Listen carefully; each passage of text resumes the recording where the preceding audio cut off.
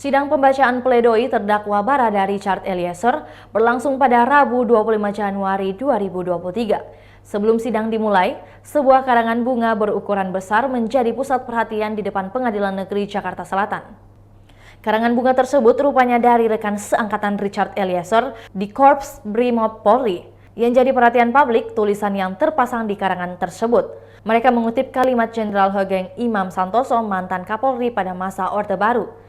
Selesaikan tugas dengan kejujuran karena kita masih bisa makan dengan garam. Di bawah kutipan tertulis pula, Barapana 46 Korps Brimob Polri, ini adalah nama angkatan atau letting Eliezer di Brimob untuk angkatan 2019.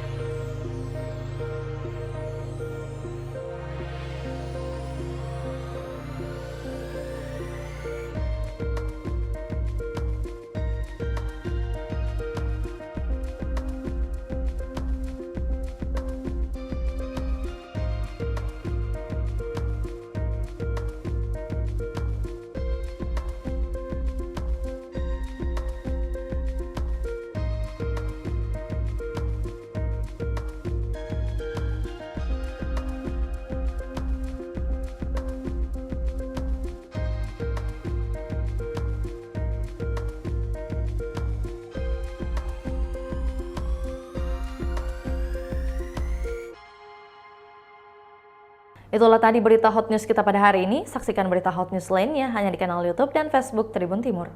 Terima kasih sudah nonton. Jangan lupa like, subscribe, dan share ya.